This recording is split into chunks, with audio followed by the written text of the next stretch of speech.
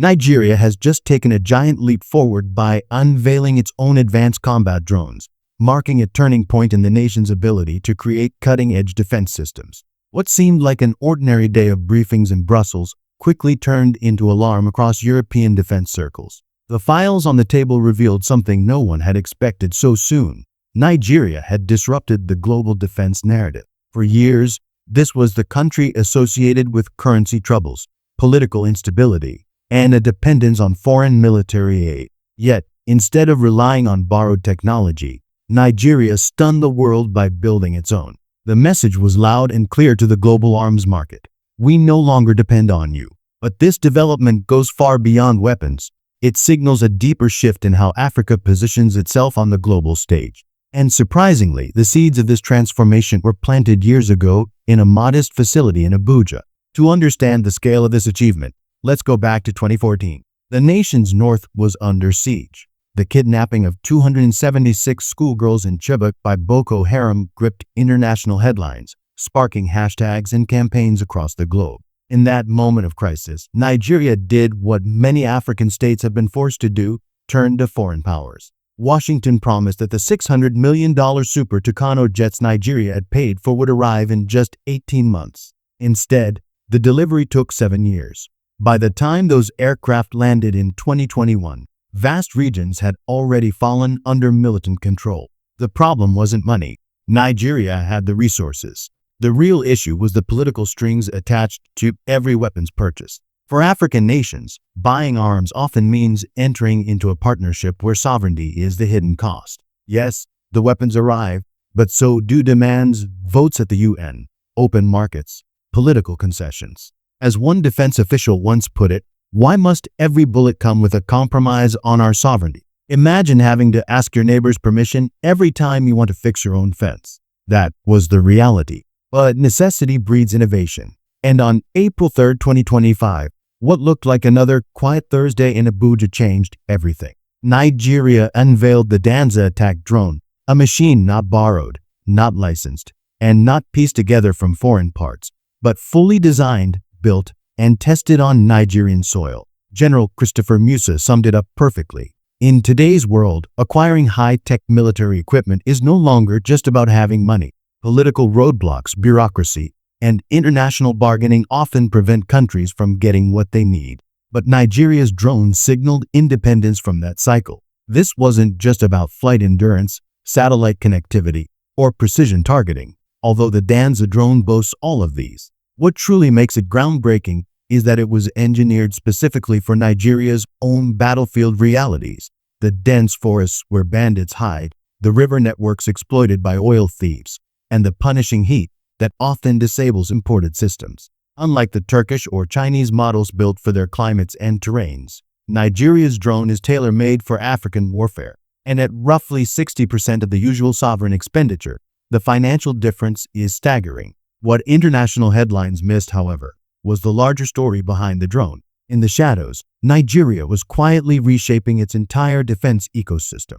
Take the EIB Group, one of the country's defense firms. Today it employs over 1,000 people, many of whom work directly with soldiers in the field, gathering real-time feedback on what breaks, what works, and what needs to change. Nigeria has been carefully studying global conflicts, like Ukraine's drone war against Russia, and applying those lessons at home. And it doesn't stop with drones. Nigeria is now producing its own rifles, like the DG-103, modeled after the AK-103, as well as armored vehicles and bulletproof vests, all manufactured domestically. A bold statement came from EIB's Bride Chufu, who declared that Nigeria hasn't needed to rely on any foreign country for its security for the past 5 years. At first, those words sounded ambitious, even unrealistic. But the results tell a different story. Back in 2022, oil theft was draining over 100,000 barrels per day. Today, losses are down to around 5,000 barrels, while national production has surged from 1.1 million to 1.75 million barrels daily. Maybe it's coincidence, but when you connect these figures with military reports mentioning force multipliers and enhanced capabilities, the picture becomes clear. Nigeria's new self-reliance in defense is already shifting the balance, and the international arms industry is starting to feel the pressure. Have you ever played chess with someone? only to realize halfway through that they've been following an entirely different set of rules? That's exactly what Nigeria just did to the global defense industry. This isn't just about one African country producing weapons. It's about asking a question that terrifies major arms suppliers. What if the world doesn't need us anymore? Reports from the recent African Chiefs of Defense Staff meeting revealed a telling detail. At Nigeria's booth, representatives from across the continent weren't just browsing, they were placing real orders. Why? Because Nigerian weapons are affordable in local currencies, built for African terrain and climate, and come without the political strings attached to Western, Russian, or Chinese arms. Buying American? Prepare for endless human rights checks. Buying from China? Expect hidden conditions. Russia? Better hope you're on their good side. But with Nigeria, it's simple. Pay and take delivery. For Washington or Beijing, that simplicity is alarming, especially when a $20 billion African arms market is at stake. But this goes deeper. Nigeria isn't positioning itself as a replacement supplier. It's presenting itself as a leader for others. Imagine Ghana realizing it can buy drones optimized for West Africa's humidity from Nigeria instead of importing less reliable models from Europe. Or Kenya finding Nigerian weapons better suited to its environment than anything on offer from traditional partners. Suddenly, the credibility of long-established suppliers starts to crack, and the unsettling thought creeps in, if Nigeria can do this, why can't others?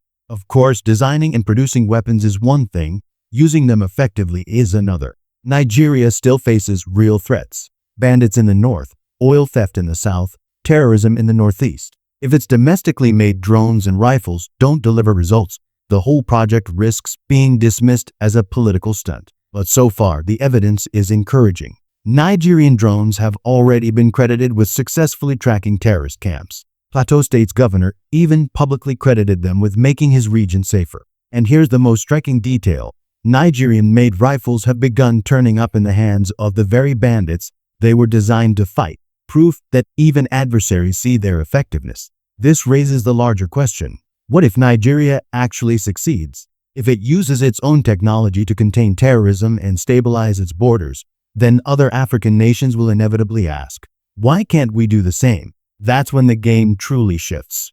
As the proverb goes, a lion doesn't borrow claws. What happens when Africa decides to grow its own? Now imagine if this wasn't just Nigeria's path, but a continental strategy.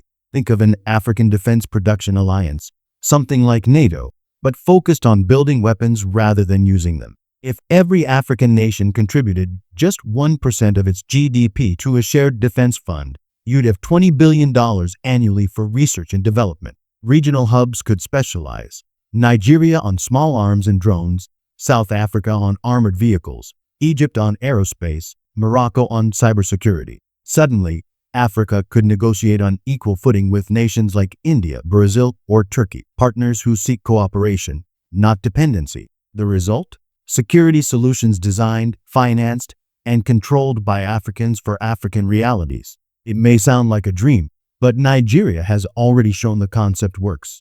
They've proven African nations have the knowledge, the resources, and the talent to design and deploy advanced military technology. The real question is whether other African leaders have the vision and courage to follow through. Of course, there are entrenched interests that won't surrender easily. The traditional arms exporters have spent decades cultivating influence and clients in Africa. They won't walk away from a $20 billion market without a fight. They'll slash prices, offer special deals, and paint African self-reliance as risky or unnecessary. But here's the problem for them: Africa's security challenges are worsening, not improving.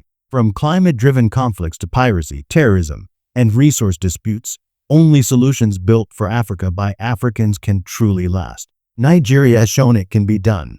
The question now is whether the rest of the continent is willing to act. Will Africa continue down the old path of dependency, bargaining its security away in exchange for aid and approval? Or will it choose the harder but stronger road of building its own defense industry and reclaiming sovereignty? If you're African, this is the moment to demand answers from your leaders. Why are we still relying on outsiders for weapons when we can build our own? If you're part of the diaspora, your investment in African defense innovation could be the spark that changes everything. And if you're watching from the outside world, recognize what's unfolding.